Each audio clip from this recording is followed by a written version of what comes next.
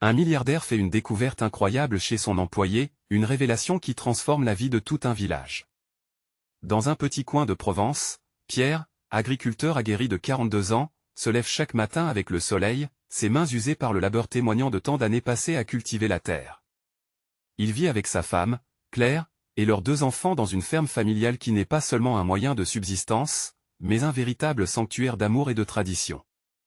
Chaque été, la fête de la moisson résonne dans les champs, réunissant parents et voisins autour d'un banquet sous un ciel étoilé. Les rires, les danses, les chants, ici, tout parle de la vie qui s'épanouit malgré les difficultés économiques. Mais un bouleversement survient lorsqu'un certain François, milliardaire parisien en quête de sens, achète la ferme voisine. À 50 ans, il a tout réussi dans le monde des affaires, mais il lui manque quelque chose, un lien authentique avec la terre. Fasciné par Pierre, il s'approche timidement, comme un apprenti face à son maître. Peu à peu, il se met à apprendre le métier auprès de ce paysan dont l'âme est liée à chaque brindille, à chaque brise qui caresse les champs dorés. Un soir, alors que le ciel s'assombrit et que des éclairs illuminent l'horizon, François se réfugie dans l'ancienne grange de Pierre. Là, ses yeux tombent sur un livre poussiéreux, recouvert de toiles d'araignée. En l'ouvrant, il découvre une technique de culture oubliée, transmise de génération en génération, capable de transformer non seulement la production mais aussi la vie de ceux qui y croient. Les battements de son cœur résonnent dans le silence de la grange. C'est une révélation qui pourrait le sortir de sa vie de profit et nourrir des milliers de familles. Pour la première fois, une tempête se lève en lui. Doit-il trahir Pierre, cet homme qui lui a montré le vrai sens de la vie, pour des gains immédiats et égoïstes? Le dilemme le ronge. L'héritage de Pierre, l'intégrité de son travail, contraste avec l'ambition insatiable qui l'habite. Une guerre l'emporte, entre son désir de réaliser quelque chose de grand et le respect qu'il a pour un homme dont la valeur est ancrée dans des principes de solidarité. Les jours passent, et bien que François partage le joug du travail avec Pierre, une tension palpable s'installe. Les regards échangés, les silences sont lourdement chargés d'un avenir incertain. La communauté, avertie des nouvelles irrégularités, commence à murmurer, incertaine. Entre ceux qui voient l'innovation comme un espoir et ceux qui craignent la dégradation de leur mode de vie, une fracture s'ouvre. Avant de continuer, je dois vous avertir de quelque chose d'important qui se passe. YouTube a fait des changements dans le système et beaucoup de personnes perdent les notifications des chaînes qu'elles suivent. Si vous aimez le contenu, cliquez sur la clochette et marquez toutes les notifications pour ne pas rater les prochaines vidéos. Et si vous pouvez laisser un like, ça m'aide énormément avec la portée sérieusement, ça fait la différence. Ah, dites-moi dans les commentaires d'où vous regardez. J'ai toujours la curiosité de savoir qui est de l'autre côté de l'écran. Maintenant continuons. Alors que François lutte avec son empressement, une tension palpable se crée, chaque rencontre avec Pierre devenant un combat intérieur, un tiraillement entre ambition et loyauté. À la fin de la semaine, le temps devient un ennemi, chaque moment intensifiant son tourment. Une nuit, alors que la lune éclaire faiblement le paysage, Pierre l'interroge sur ses intentions. Les mots lourds restent suspendus dans l'air, et François sait qu'un choix crucial se profile. Quel chemin le mènera vers la rédemption, vers l'honneur? Les ombres de la grange restent témoins de leur destin, prêts à basculer. Une tension quasi palpable enveloppait la grange, chaque craquement du bois résonnant comme le battement d'un cœur soumis à l'angoisse. Pierre, son regard pénétrant fixé sur François, attendait une réponse. Les étoiles perçaient l'obscurité, mais dans l'esprit de François, c'était un ciel d'incertitude qui l'écrasait. Comment pouvait-il avouer à l'homme qui lui avait ouvert les portes d'un monde où l'authenticité et le travail bien fait prenaient le pas sur l'argent? François, dis-moi ce qui te trouble, lâcha finalement Pierre, sa voix grave marquée par l'inquiétude et la compréhension. Chaque syllabe couvrait un monde de préoccupation. François leva les yeux, la culpabilité mêlée à l'admiration. Il voulait partager ce qu'il avait découvert, mais la peur de décevoir Pierre le paralysera. Les jours suivants, bien que François fournissait des efforts incommensurables sur le terrain, il se sentait comme un imposteur. Chaque instant passé à travailler la terre avec Pierre était une danse sur le fil du rasoir. Pour un homme habitué à contrôler la situation, se retrouver en équilibriste sur cette corde était un véritable dilemme. Et pourtant, il savait que cette découverte pourrait changer le destin de Pierre, de sa famille, et de tout le village. Une matinée, alors que le soleil se levait timidement, François décida d'en discuter avec Claire, la femme de Pierre. Elle était tout aussi intuitive que son mari, et souvent, elle ressentait les émotions qui l'entouraient. Leurs enfants jouaient à proximité, ignorant le poids des secrets des adultes. « Claire, il y a quelque chose que je dois te dire » commença-t-il, hésitant. « J'y ai trouvé une méthode ancienne, qui pourrait transformer notre manière de cultiver. » À ces mots, le visage de Claire s'illumina brièvement avant qu'une ombre de préoccupation ne traverse ses traits. « François, cette méthode, elle pourrait changer tant de choses. Mais à quel prix? Que dirait Pierre? » Sa voix se brisa légèrement, trahissant une inquiétude profonde. « C'est justement ce qui me hante, » répondit François, un frisson parcourant son dos. « Je ne voulais pas que ça se transforme en quelque chose de négatif. Mais je sens que cela pourrait être une réponse à nos luttes. » La conversation se poursuivit, chacun pesant le pour et le contre, et au fur et à mesure, Claire se mit à comprendre le désespoir de François. Ils parlèrent longuement, le temps s'étirant comme le jour, illuminé par une chaleur douce mais lourde de sens. Ensemble, ils firent émerger l'idée que Pierre pourrait en être un allié plutôt que d'un obstacle, si seulement François pouvait lui faire confiance. Le lendemain, François prit son courage à deux mains. Dans la lumière dorée du matin, il se dirigea vers Pierre, faisant appel à toutes ses forces pour s'asseoir à ses côtés, le cœur battant. « Pierre, j'y ai quelque chose de crucial à te révéler. » Sa voix tremblait, mais le regard de Pierre, empreint de curiosité, le poussait à continuer. Il lui parla de la méthode ancestrale, de l'espoir qu'elle pouvait apporter, et de l'impact sur la communauté.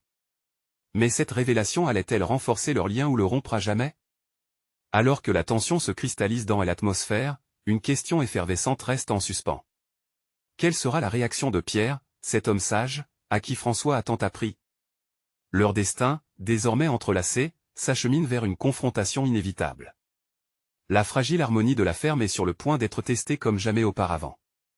François se tenait sur le seuil de l'inconnu, certain d'une chose, l'authenticité et l'intégrité détenaient plus de pouvoir que n'importe quel bénéfice, mais aura-t-il le courage de le prouver? La tension flottait dans l'air comme une brume mystique, chaque mot que François s'apprêtait à prononcer se heurtant à son cœur en furie. Pierre le regardait, ses yeux chargés de curiosité et d'une pointe de suspicion. François pouvait sentir la chaleur de son regard, comme une flamme allumée dans le noir. Il avait tant à perdre. S'il ne partageait pas ses découvertes, allait-il vivre avec ce fardeau en silence? Mais s'il l'annonçait, et que Pierre rejetait son idée? François, parle, je t'écoute, incita Pierre, sa voix devenue un doux murmure, coaxant la vérité à émerger. J'y ai découvert quelque chose qui pourrait révolutionner notre façon de cultiver, commença François, sa voix tremblante mais déterminée. Une méthode ancienne, oubliée, mais qui respecte les rythmes de la nature. Cela pourrait rendre notre terre plus fertile et nos vies moins difficiles. Pierre plissa les yeux, ses sourcils se fronçant dans une expression de méfiance mêlée à une lueur d'intérêt. Et comment sais-tu que cela fonctionnera réellement? François se redressa, l'angoisse aux portes de son courage. Je l'ai essayé. J'ai vu les résultats. Ça a marché mais je comprends si tu as des doutes. J'y étais prêt de recevoir des financements pour notre ferme, mais maintenant je réalise que cette méthode pourrait être notre vraie voie, même si cela signifie abandonner des promesses alléchantes. Le regard de Pierre se radoucit légèrement, mais la tension demeurait palpable. C'est un choix risqué. Et si cela échoue? Que dirait ta conscience? Je ne peux pas vivre avec ce secret, Pierre. Je ne peux pas voir notre communauté sombrer davantage. La terre que nous cultivons mérite mieux. La passion s'emparait de François, chaque mot résonnant comme un cri du cœur. Pierre réfléchit, son visage marquant des ombres de lutte intérieure. Et Claire, que pense-t-elle de tout cela? Elle aime à apporter son soutien. Nous discutons de la possibilité de te convaincre, avoua François, sachant que l'approbation de Claire était cruciale. Mais je ne veux pas créer de division entre nous. Je veux que tu ressentes la même passion et l'excitation que moi. Cette révolution que tu proposes, est-ce réellement ce que nous désirons? Pierre se pencha en avant, son regard ne quittant pas celui de François. Je dois prendre le temps d'y penser. Tout ceci change notre chemin. Le silence s'installa, lourd et évocateur. François réalisa alors que la route serait difficile, mais que chaque émotion, chaque mot échangé, valait la peine d'être dit. Je comprends, murmura-t-il finalement. Mais n'oublie pas, Pierre, nous avons tant lutté ensemble. Cette méthode pourrait offrir une nouvelle chance, non seulement pour nous, mais pour toute la communauté. Le regard de Pierre s'adoucit, mais une lueur d'inquiétude traversait encore ses yeux.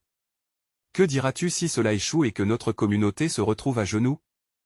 Nous ferons face aux conséquences ensemble, comme nous avons toujours fait. Mais je crois en cette voie, et j'y espère que tu pourras le voir aussi. Alors que le jour déclinait, l'incertitude planait sur eux comme une ombre. La sortie de cette conversation pourrait bien redéfinir leur avenir à tous. Un profond sentiment de camaraderie persistait, mais avec l'angoisse de l'inconnu tel un spectre. Et tandis que l'obscurité s'installait, François comprit qu'il ne pouvait pas revenir en arrière. Le chemin devant eux serait semé d'embûches, mais l'espoir brillait encore, comme une étoile lointaine. À quel point leur loyauté et leur confiance seraient-elles mises à l'épreuve? Le véritable défi venait à peine de commencer.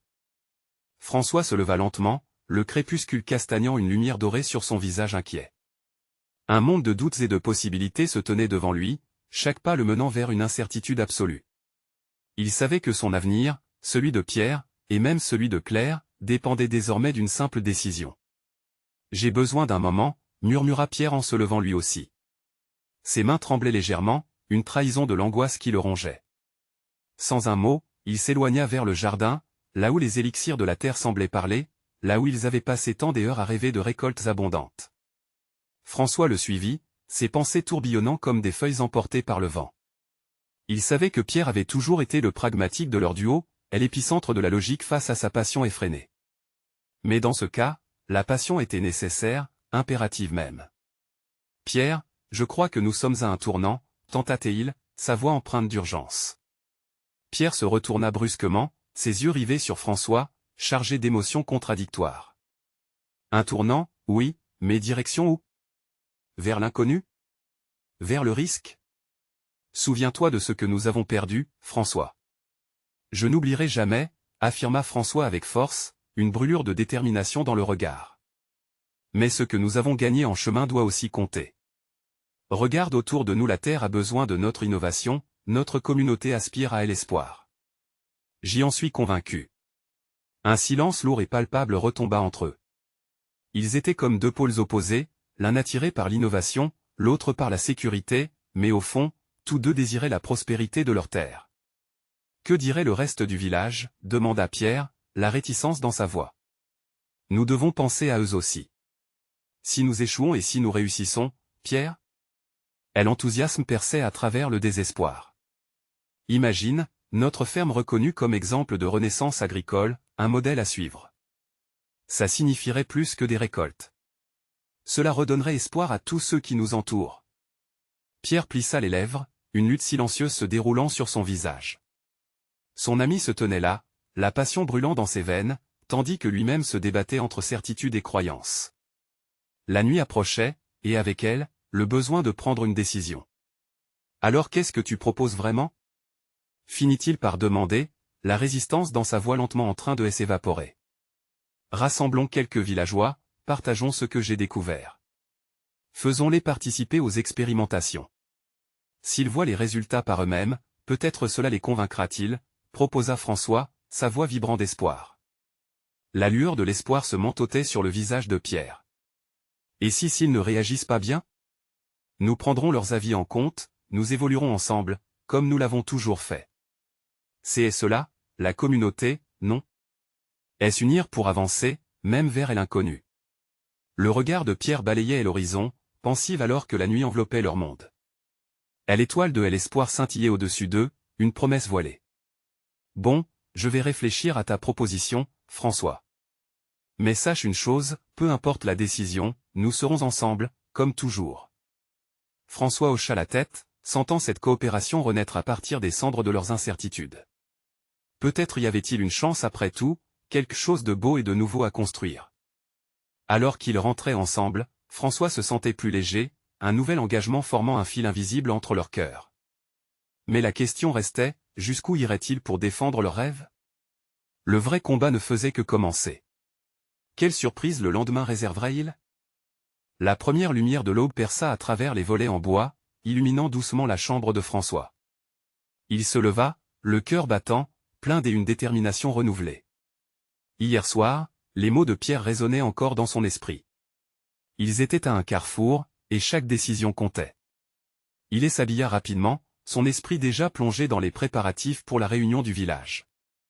Élaborer un plan qui puisse convaincre les autres de croire en leurs rêves semblait maintenant une nécessité claire et pressante. Pendant qu'il préparait un simple petit déjeuner, il se perdait dans ses réflexions. Qui parmi eux serait le plus réceptif? Qui pourrait aider à porter la voix d'un changement? Ces questions tourbillonnaient comme des nuages sombres dans un ciel de printemps.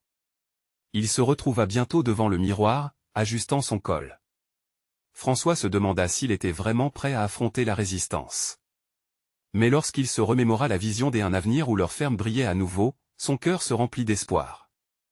Il sortirait au jardin pour rassembler quelques exemples des nouvelles techniques qu'il avait découvertes. Peut-être que la terre elle-même, avec sa beauté brute, parlerait plus fort que des mots. Lorsque François rejoignit Pierre à l'extérieur, celui-ci était déjà là, travaillant le sol. La douceur du matin enveloppait leurs mouvements, et un silence paisible régna quelques instants. Puis François brisa la barrière du silence. J'y ai pensé à ce que nous pourrions dire ce soir. J'y ai quelques idées, mais j'ai aussi besoin de ta sagesse. Pierre se tourna, balle de terre dans les mains, les yeux aussi sombres que les nuages menaçants. J'imagine que ce ne sera pas simple, dit-il, sa voix portant le poids de l'incertitude. François se rapprocha, sa passion l'entraînant à articuler sa vision. Si nous montrons des exemples concrets, leur montrer ce qui peut être fait, nous pourrions jongler avec les peurs. L'espoir, Pierre. C'est ça qui peut retourner les sceptiques. Ils doivent voir notre engagement. Ils ont besoin de preuves, répondit Pierre. Mais cela veut dire qu'il faut du temps, et nous n'en avons peut-être pas suffisamment. Si nous croyons en ça, je suis sûr qu'ils le ressentiront. Rétorqua François, son souffle se mélangeant à la fraîcheur du matin. Nous devons agir. Chaque parole que nous prononçons doit être une promesse. Peu à peu, l'enthousiasme de François commença à toucher Pierre. Ce soir, le village serait non seulement informé, mais aussi inspiré à rêver avec eux. D'accord, je suis avec toi, répondit Pierre, un léger sourire apparaissant sur son visage. Ils se mirent au travail, rassemblant des échantillons de leur culture, des notes sur les nouvelles méthodes. Chaque geste semblait rempli d'une énergie nouvelle, leur partenariat renforcé par une vision partagée. Pendant des heures, ils discutèrent de chaque détail, balançant des idées comme deux artisans façonneraient l'argile. Finalement, au crépuscule, alors que la lumière s'estompait dans le ciel, ils se stoppèrent. L'heure de vérité approchait. François scruta les yeux de Pierre, cherchant cette étincelle de compréhension, de complicité. Nous avons fait notre part. Maintenant, il suffit d'y croire ensemble. Ensemble, répéta Pierre, la teneur de ces mots résonnant comme une promesse. La soirée s'annonçait déjà agitée. Les villageois commenceraient à arriver, chacun portant ses croyances, ses doutes. François pouvait presque sentir la tension dans l'air, palpitante et vivante. Qui serait prêt à changer? Qui se lèverait pour applaudir un rêve? Les portes du destin étaient entr'ouvertes. Que la cendre du passé se transforme en braise d'espoir et que cette soirée les guide vers leur avenir. Mais une question persistait, le village accepterait-il le changement? William et Claire, récemment arrivés, pouvaient être la clé. Que leur présence intégrerait-elle dans cette lutte pour la renaissance? Le soleil se couchait lentement, colorant le ciel de nuances dorées et roses, tandis que les villageois commençaient à converger vers la place centrale, animés par la curiosité et l'appréhension. François, les mains moites, observait les visages familiers. Parmi eux, il reconnaissait William et Claire. Leur arrivée avait éveillé des murmures. Que cherchait-il ici? François se pinça légèrement, espérant que leur présence serait synonyme de soutien, et non de distraction. Pierre, à ses côtés, semblait partager entre l'excitation et la crainte. Maintenant que nous sommes tous réunis, que faire, demanda-t-il, le regard perdu dans l'horizon, comme s'il cherchait des réponses là où le soleil se couchait. François inspira profondément, goûtant l'air chargé des anticipations. Nous devons leur montrer notre sérieux. Que nos méthodes ne sont pas simplement des rêves, mais des solutions viables. Ils ont besoin de voir comment nous pouvons transformer cette terre ensemble. Les murmures s'intensifièrent alors que François, avec un geste déterminé, fit un pas en avant. Mes amis.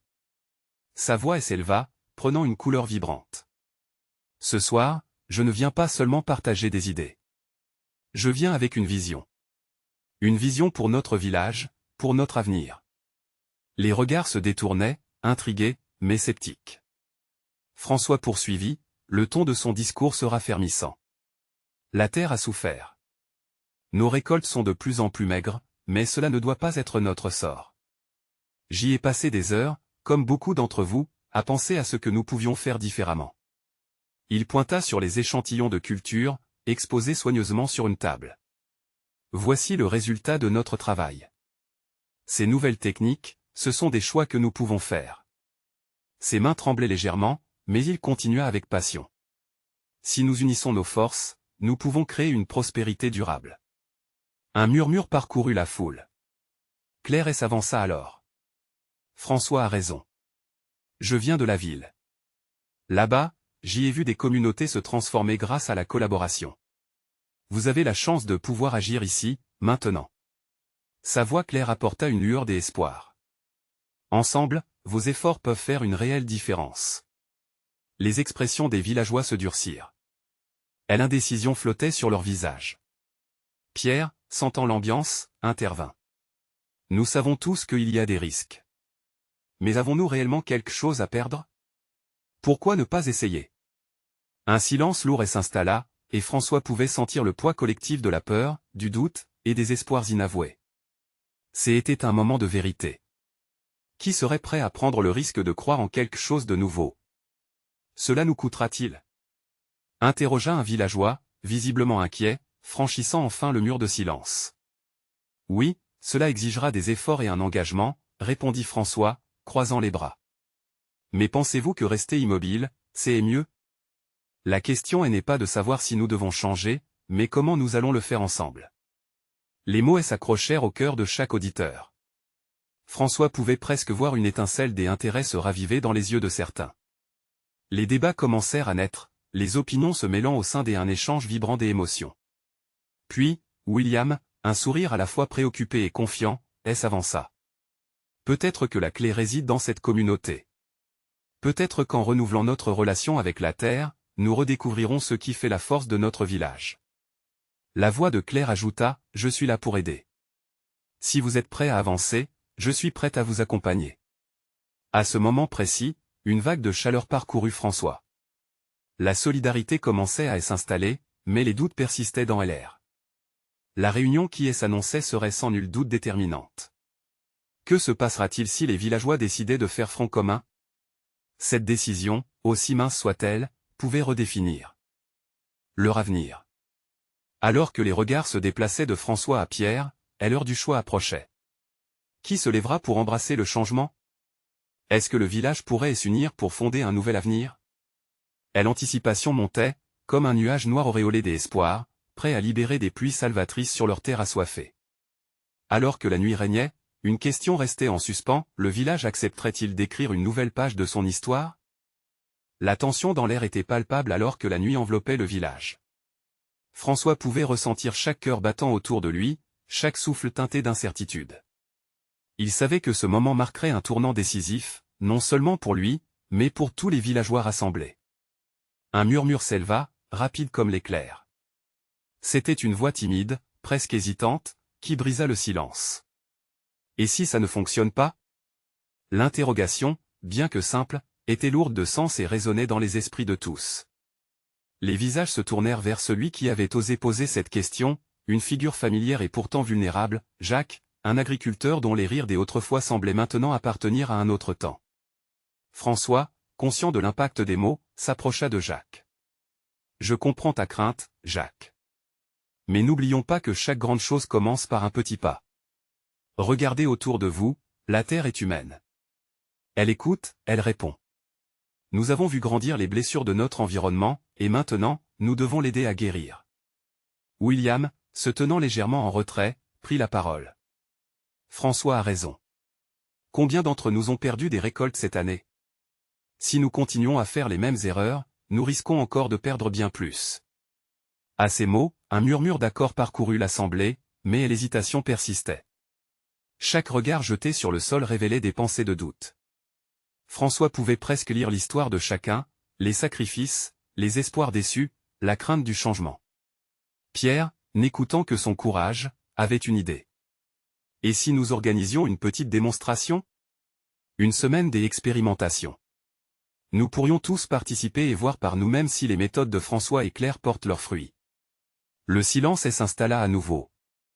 Les villageois commençaient à réaliser que leur avenir n'était pas gravé dans la pierre. Qui aurait cru que les choses pouvaient être différentes? Claire, voyant une opportunité, ajouta: c'est une merveilleuse idée. Nous pouvons travailler ensemble, apprendre les uns des autres. Nous pourrions même inviter des autres villages à participer, créer un véritable mouvement. Les visages se tournèrent lentement, des lueurs d'espoir illuminant peu à peu les traits marqués par l'inquiétude. François, motivé par ses élans, balaya la foule de son regard. Une semaine pour essayer. Une semaine pour rêver. Qui est prêt à nous suivre dans cette aventure? Aussitôt, une main se leva, puis une autre. Des rires timides jaillirent, mêlés d'un enthousiasme souterrain. Les voix s'éleveraient, écho d'un désir de renaissance. Et l'espoir se transforma en une promesse collective, une danse silencieuse de foi et d'union. François remercia le ciel. Peut-être que cette nuit, ils allaient non seulement écrire une nouvelle page, mais dessiner un nouveau chapitre de leur existence. Mais alors qu'il s'apprêtait à clore la réunion sur une note d'optimisme, un autre villageois se leva, le visage sombre. Et si nos efforts échouent? Si nous découvrons que nos peurs étaient fondées? Que ferons-nous alors? La nuit était devenue plus sombre et l'inquiétude reprit son emprise. Les mots du villageois pesaient sur l'atmosphère, une ombre sur l'espoir grandissant. François, prêt à répondre, réalisa qu'il n'avait pas seulement besoin de mots réconfortants, mais d'un véritable plan de secours pour apaiser les doutes. Il prit une profonde inspiration, conscient que chaque cœur présent cherchait une réponse. Comment donc combler le fossé entre l'espoir et la réalité? Quels pourraient être les plans d'urgence face à l'échec? La réponse n'était pas simple, mais ce que François savait, c'était que l'unité et la transparence seraient ses meilleurs alliés. Ainsi, tandis que les villageois attendaient, François se fit la promesse de bâtir un pont entre le rêve et la réalité. Une chose était sûre, leur histoire ne faisait que commencer.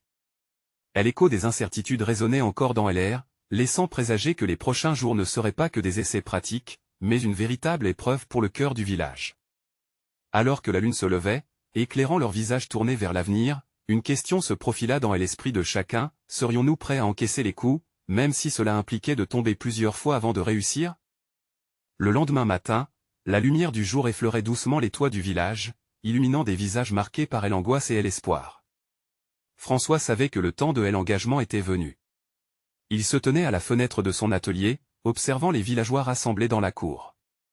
Certains murmuraient, d'autres discutaient avec une intensité nouvelle, l'excitation mêlée à la peur. Claire entra dans la pièce, apportant avec elle une bouffée d'énergie. « As-tu vu comme ils sont motivés ?» dit-elle, ses yeux pétillant d'enthousiasme. « Je crois qu'ils sont prêts à vraiment s'impliquer. » François hocha la tête, son estomac se nouant à l'idée que la journée pourrait être décisive pour leur avenir collectif. « Oui, mais nous devons bien préparer notre première démonstration, » répondit François avec sérieux. « La situation est fragile. Si nous voulons gagner leur confiance, chaque détail compte. » Ainsi, ils passèrent la matinée à organiser leur stratégie, à rassembler des outils et des semences, à planifier le terrain. Au fur et à mesure que l'heure approchait, la pression montait. Les villageois commencèrent à arriver, leur curiosité palpable. François se tenait sur la petite estrade en bois, un mélange d'excitation et de nervosité. « Merci d'être ici aujourd'hui », commença-t-il, sa voix résonnant dans l'air frais du matin. « Nous avons l'opportunité de changer notre façon de cultiver, de respirer un nouvel air, de penser nos blessures. » Il parla de techniques de culture qui protégeaient le sol, de méthodes respectueuses de l'environnement qui promettaient des récoltes généreuses. Les villageois écoutaient attentivement, mais il sentit le doute peser sur les épaules de certains. Il décida d'inviter Jacques à partager ses propres expériences, espérant que son témoignage apporterait une certaine légitimité à ce qu'il s'apprêtait à entreprendre. Jacques s'avança, son visage marqué par les épreuves, mais ses yeux brillaient d'une nouvelle lueur. « J'y étais comme vous », commença-t-il. J'y avais peur de changer, de perdre mes bonnes vieilles habitudes. Mais la situation ne faisait qu'empirer. Aujourd'hui, je suis ici parce que je crois en cette nouvelle voie. Sa voix tremblait, mais il continua, transformant son hésitation en détermination. À cet instant, les cœurs des villageois commencèrent à battre en rythme. François observa les visages se détendre et les regards se prendre, comme une passerelle des espoirs qui se dressaient entre eux. L'après-midi passa vite, chacun participant aux démonstrations de plantation. Les rires éclataient, Les enfants couraient autour, et peu à peu, la terre sous leurs mains ne semblait plus une complice silencieuse de leurs échecs, mais plutôt une alliée prometteuse. Puis, alors qu'ils terminaient leur première journée des expérimentations, François se rassembla autour d'eux pour un dernier discours. « Ce nous avons fait aujourd'hui est juste le début, annonça-t-il. Mais je veux que chacun de vous sache que même si nous échouons, nous avons tout à gagner en apprenant ensemble. N'ayez pas peur de tomber. Si nous tombons, nous nous relèverons. » Des applaudissements éclatèrent et des larmes coulaient sur certaines joues. Une femme du groupe s'avança. « François, que adviendra-t-il si nos efforts sont vains » demanda-t-elle, sa voix à la fois timide et résolue. À cette question, François sourit, conscient que le voyage n'en faisait que commencer. Nous devons garder la foi dans ce que nous avons commencé. Chaque pas que nous faisons ensemble nous rapproche de la solution. Nous ne sommes pas seuls. Ému par sa propre conviction, il observa leur visage, s'illuminant d'un nouvel espoir, et sut que l'avenir s'écrivait sous leurs mains, à condition qu'ils s'y tiennent solidement.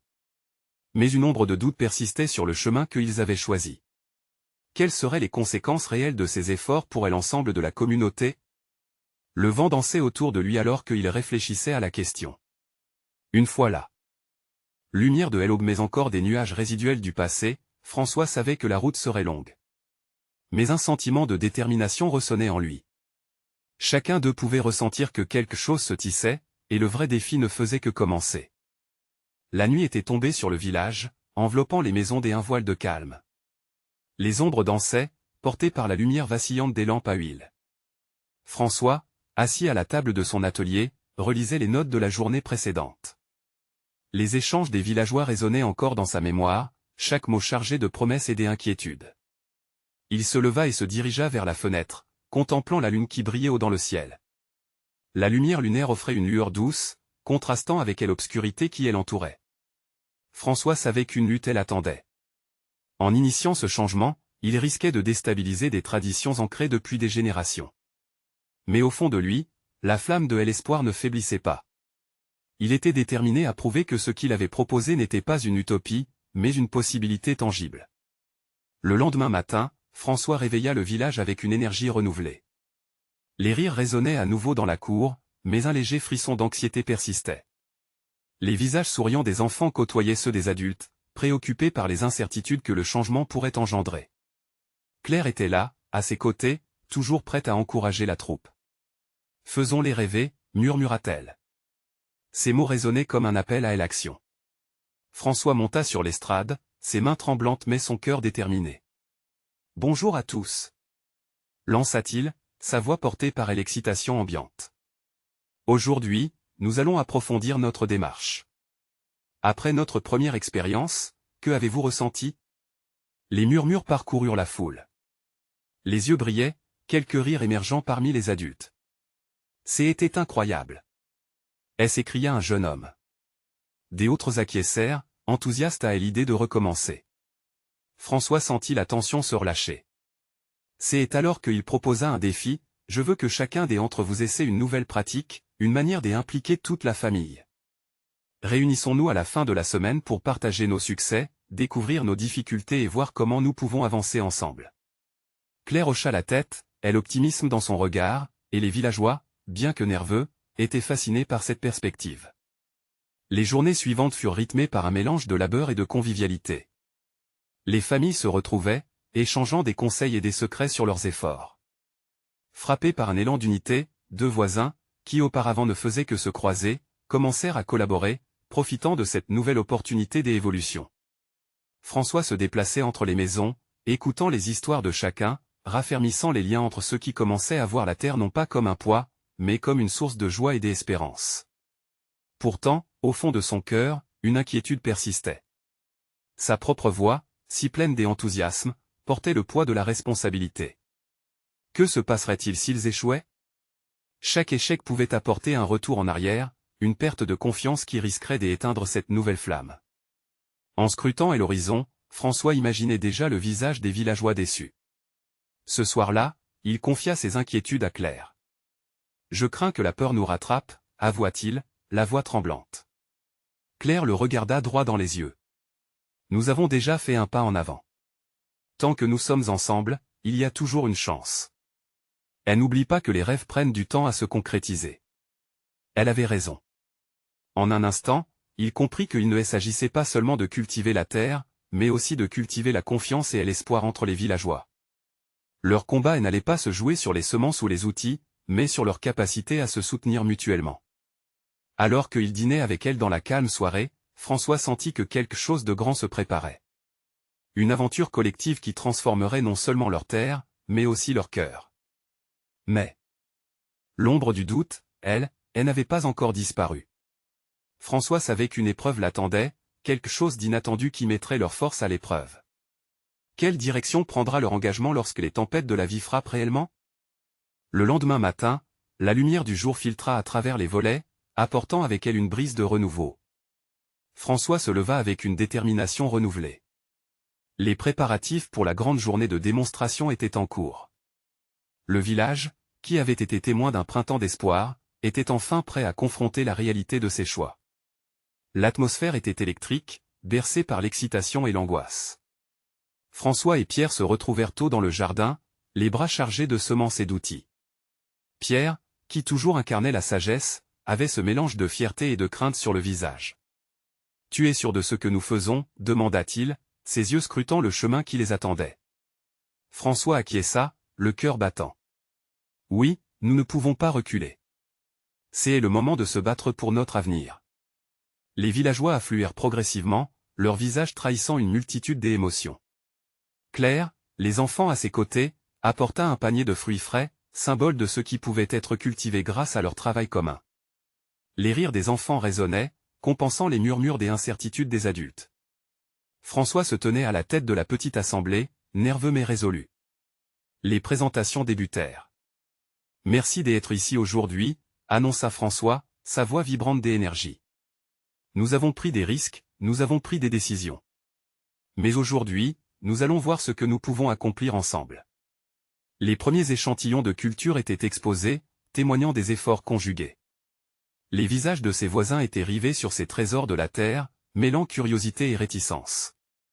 Alors que François initiait les démonstrations, les échanges de connaissances se muèrent en une valse de confiance partagée. Pierre s'avança pour expliquer les méthodes, et les villageois se mirent à poser des questions, leur intérêt grandissant. Petit à petit, la peur, qui avait si longtemps dominé leur cœur, commença à céder la place à la solidarité technique et humaine. Cependant, au milieu de l'élan collectif, un nuage de tension s'annonçait. Jacques, dont le regard était perçant, leva la main et interrompit délicatement. « Cela semble prometteur, mais que faire si les résultats ne sont pas au rendez-vous? Que se passe-t-il si nos récoltes échouent comme auparavant ?» L'air devint soudain lourd, et la crainte de la déception murmurait à travers la foule. Les regards échangés trahissaient des doutes antiques. François, sentant la tension grandissante, se leva. « Je comprends vos préoccupations. Chaque rêve comporte des risques. Mais l'échec nous servira d'enseignant pour avancer plus intelligemment. Ce que nous faisons ici aujourd'hui reste une décision collective. » Il savait que c'était un tournant. Les murmures se turent et tous les yeux se tournèrent vers lui. Un jeune homme, au fond du groupe, prit la parole. « Je suis prêt à essayer. Nous devons saisir l'opportunité de changer notre destin. » Les murmures de soutien se multiplièrent, et une vague d'enthousiasme déferla. Les jours suivants passèrent dans un tourbillon d'activités. François et Pierre travaillaient les mains dans la main, supervisant les essais, échangeant des idées et des apprentissages. Les rires résonnaient dans les champs, et chaque nouvelle culture semée semblait transmettre une promesse, une connexion avec la terre ressuscitée. Alors que l'été avançait, François réalisa que quelque chose d'inattendu émergeait parmi les villageois. Ils n'étaient plus seulement des agriculteurs, mais des acteurs d'une renaissance, tissant des liens plus forts que jamais. Cependant, encore dans l'ombre se profilait l'angoisse de l'échec. La peur habituelle, projetée par le passé, menaçait d'entraver leur élan. Un matin, alors que le soleil se levait doucement sur le village, François convoqua une réunion. Les visages, plus familiers que jamais, se concentrèrent sur lui. « Aujourd'hui, nous devons parler de ce que nous ferons. Si nous ne recueillons pas les résultats escomptés, » commença-t-il, déterminé à faire face à la réalité. « La confiance que nous construisons ici est plus précieuse que l'argent ou la récolte. Promettons de rester soudés, quoi qu'il arrive. » Les villageois, touchés par l'honnêteté de François, acquiescèrent en silence. Claire, à côté de lui, ajouta avec force, « Souvenez-vous, ce chemin que nous avons emprunté ensemble n'est pas qu'une question de réussite matérielle. C'est une question de loyauté, d'humanité. » Ces paroles résonnèrent dans les cœurs, réaffirmant leur volonté de continuer ensemble. Les jours se succédèrent, et alors qu'il observait les champs, François ressentit un mélange de gratitude et de fierté. Ils avaient transformé leur peur en un élan collectif, et l'incertitude, bien qu'encore là, semblait moins menaçante. La nature répondit à leur engagement, les plants poussaient vigoureusement, promettant des récoltes abondantes. Et l'espoir renaissait, délicat comme un bourgeon au printemps. Finalement, vint le jour de la récolte, leurs efforts culminant dans un festival de camaraderie. La place centrale du village se transforma en un lieu de célébration. Rires, danses, et chants résonnaient, unis par la mission commune. François, les yeux brillants, observait le mouvement de tous, écho palpable de la solidarité qui les liait. Cette fête ne marquait pas seulement le succès, mais le début d'une ère nouvelle, où chacun, indépendamment des doutes du passé, pouvait se tenir droit, fier de faire partie d'une communauté unie par la confiance et l'amour de la terre. Et l'esprit de Provence s'ancrerait désormais dans chaque brindille, chaque baiser du vent, et chaque sourire partagé. Alors que les étoiles scintillaient dans la voûte nocturne, François sut au fond de lui que, quel que soit le chemin à venir, ils étaient désormais unis. Leur communauté avait appris à embrasser les échecs comme autant d'opportunités d'avancer, ensemble. Et au cœur de tout cela, est l'amitié, la loyauté, et le désir de créer un avenir meilleur trônait en maître, dans ce petit coin de Provence, devenu un sanctuaire des espoirs. Et vous, chers amis, n'oubliez pas de vous abonner immédiatement à notre chaîne pour ne pas rater nos prochaines histoires exclusives. Laissez un like maintenant pour nourrir l'algorithme et montrer votre soutien. Partagez vos réactions et théories sur cette fin dans les commentaires et partagez instantanément cette vidéo avec 5 amis qui ont besoin de voir cette conclusion. Vous devez agir maintenant, seuls les vrais fans le savent.